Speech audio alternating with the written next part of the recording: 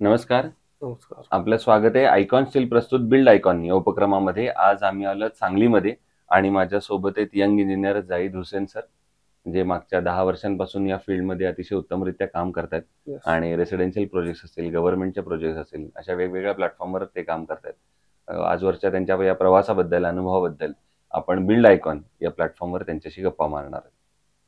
गप्पांना आपण इथून सुरुवात करूया. ते म्हणजे तुमच्या लहानपणी शैक्षणिक प्रवास कसा होता? म्हणजे तुमची शाळा कुठली होती? तुमचं कॉलेज कुठलं होतं?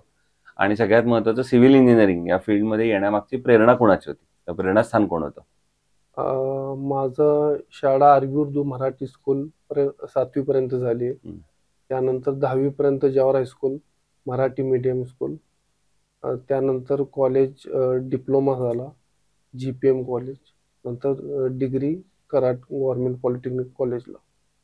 आणि याच्या महत्त्वाचं म्हणजे माझं प्रेरणा म्हणजे माझ्या काकाची. माझे काका सिव्हिल इंजिनियर होते. 1997 पासून त्या फील्डमध्ये त्यांनी काम केलं. त्यांचं काम बघून, त्यांचं कामाची क्वालिटी बघून या कामात उतरण्याचा मला म्हणजे प्रेरणा प्राप्त झाली.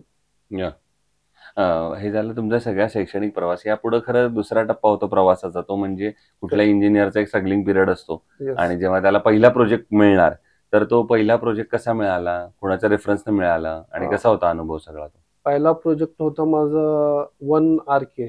हं, 1 RKचा आपला रेसिडेंटल बंगलो होता.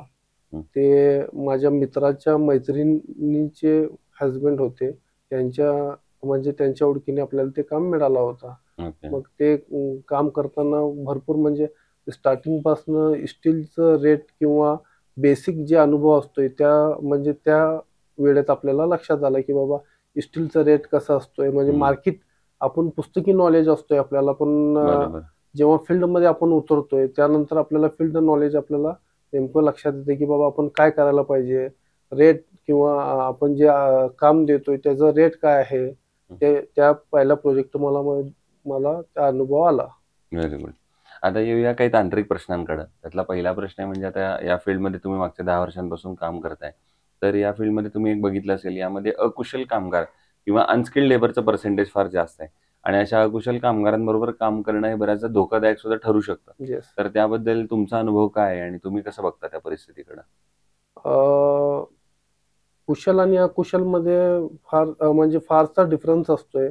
अकुशल कामगार म्हणजे त्यांना स्वतः प्रत्येक गोष्टी कराव्या लागतात आणि ते गोष्टी करत असताना इजा होणे किंवा त्यांना लागणे साईटवरती ते आम्हाला म्हणजे फर्स्ट प्रेफरन्स देऊन त्यांना रोखणं. मग त्यांना काय तर सेफ्टी टूल्स किंवा इक्विपमेंट प्रोव्हाईड करणे ॲज अ इंजिनिअर किंवा ॲज अ कॉन्ट्रॅक्टर आम्हाला देणं गरजेचं असतं.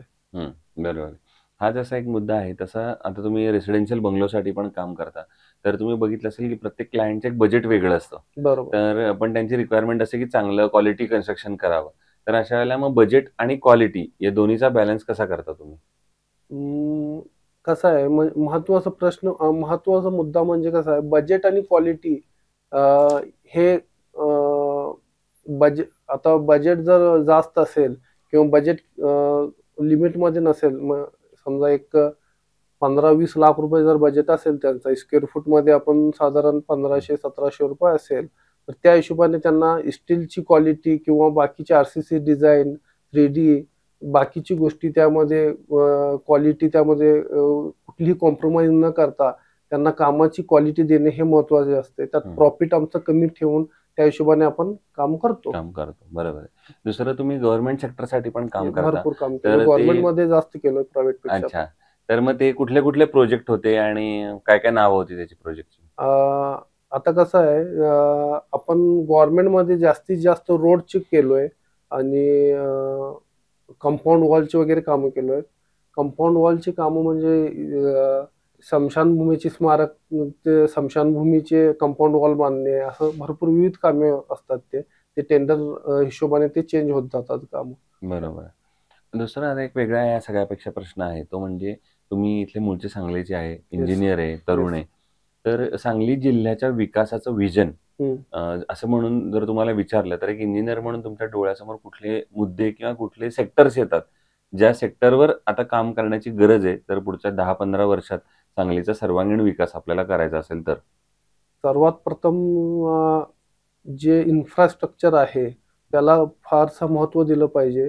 इन्फ्रास्ट्रक्चर जर एखादा शहराचा किंवा सिटीचा चांगला झाला, तर त्या हिशोबाने ते डेव्हलपमेंट चांगली होते. आणि महत्त्वाचा मुद्दा म्हणजे वॉटर वॉटर स्कीम जी आहे, पाणीचा मुद्दा जे आहे आपल्या सांगली जिल्ह्यात फारसं म्हणजे लक्षणीय आहे, की आपण त्याच्यावरती फार काम केलं पाहिजे. लोकांच्या इथल्या पाण्याची समस्या भरपूर आहे सांगली जिल्ह्यामध्ये. जत वगैरे सांगली जिल्ह्याचं पट्टा सोडून जत वगैरेला पण आहे. पण इथं सांगली जिल्ह्यात फार म्हणजे आता तर असं आहे, की वॉटर रिसोर्सेस वरती आपल्याला भरपूर काम केलं पाहिजे सांगली जिल्ह्यात. ओके. पण मग अशा वेळेला सरकारकडनं काय अपेक्षा आहेत असं तुम्हाला वाटतं? जसं वॉटर रिसोर्सवर काम करायला पाहिजे किंवा इंडस्ट्री एक मुद्दा असेल, तर सरकारनं काय पावलं उचलली पाहिजेत असं तुम्हाला वाटतं? सरकारने सांगली जिल्ह्यावरती बजेटचं तरतूद केली पाहिजे आणि जे आपलं बजेट आहे ते पाणी पुरवठा किंवा जे जलनिसारण विभाग अंतर्गत जे येतोय, त्या अंतर्गत विविध मागणीनुसार लोकांच्या म्हणण्यानुसार फंड प्रोव्हाईड केलं पाहिजे. हं, हं. दुसरं आता तुम्ही एवढे आतापर्यंत प्रोजेक्ट केले, तर एखादा आयकॉनिक प्रोजेक्ट सांगू शकाल का तुमचा, की जो करताना तो पण तुम्हाला एक वेगळं समाधान होतं, आनंद होता, काहीतरी वेगळा होता प्रोजेक्ट तो? ते आपलं गव्हर्नमेंट आपण केलो जलनिसारणचं प्रोजेक्ट होता. हं. अंडरग्राउंड ड्रेनेज स्कीम बोलवार रोडची, जे 22 फूट डेप्थ होती अंडरग्राऊंडला. ते आपण म्हणजे ते आपल्यासाठी आयकॉनिक होतं ते प्रोजेक्ट. Okay, okay. आणि असा एखादा प्रोजेक्ट जो करताना काही अडचणी आल्या किंवा समस्या आली आणि त्या प्रॉब्लेमवर तुम्ही कसं सोल्युशन काढलं, असा एखादा प्रसंग आठवतोय का? तेच अंडरग्राउंड वॉटर अंडरग्राउंड वॉटर. हां. जे आपण केलो ड्रेनेज स्कीम अंडरग्राउंड, त्याचं 22-23 फूट खोल होता डेप्थ ते. हं, हं. जमिनीच्या खाली होता. एक पाईप बसण्यासाठी कमीत कमी 10-10, 20-20 दिवस जायचे ते हं. फिटिंग. आणि जे गव्हर्नमेंटने DSR मध्ये रेट दिला होता त्यापेक्षा 3 पट पैसे जायचे ते फिटिंग. अच्छा, त्यामुळे तो जरा एका वेगळ्या अर्थानं चॅलेंजिंग त्याच्यात चॅलेंज होता. चॅलेंजिंग बरोबर. होता. ते बजेटमध्ये बसून त्यात म्हणजे त्या हिशोबाने काम करून आपल्याला क्वालिटी पण द्यायची होती आणि त्या रेटमध्ये आपल्याला काम पण करायचं काम पण होतं. करायचं. आणि ते 100% सक्सेस झालं. आता चालू पण आहे योजना ते. वाह! दुसरं कन्स्ट्रक्शनमध्ये जेव्हा स्टील निवडण्याची वेळ येते, स्टील सिलेक्ट करण्याची वेळ येते, तेव्हा तुम्ही काय पॅरामीटर्स त्याचे लावता आणि मग स्टील सिलेक्ट करता? आता सांगायचं म्हणजे महत्वाचं म्हणजे मी जेव्हा फील्डमध्ये पडलो तेव्हापासून आतापर्यंत सांगलीमध्ये आमचे कांकानी म्हणून डीलर आहेत, त्यांच्याकडनंच आपण आयकॉन स्टीलच घेतोय. बाकीला कुठलंही पर्याय निवडतच नाही. आयकॉनच स्टील घेतोय आपण. ओके, आपल्याला ओके. त्याची क्वालिटी एकदम एक नंबर वाटते. मग आणि आयकॉनच्या सर्व्हिस बद्दल काय तुमचं? एक नंबर आहे. सर्व्हिस पण काय एक चांगली आहे. नंबर बरं. आहे. आणि दुसरं तुमच्यासारखे जे यंग इंजिनियर्स आता या क्षेत्रात येतायत, त्यांचं पहिलं पाऊल आहे, फ्रेशर्स आहेत, ज्युनियर्स आहेत, हं. तर त्यांना तुम्ही काय एक सीनियर म्हणून आणि एक मित्र म्हणून सल्ला द्याल? चिकाटीने व जिद्दनं काम करायचं आणि हं. कुठल्याही नवीन गोष्टी शिकायचा प्रयत्न करायचं, हं. जेणेकरून आपल्याला त्याच्यानं काही तर साध्य करता येईल आणि आपण आपल्या आयुष्यामध्ये डेव्हलपमेंट होईल.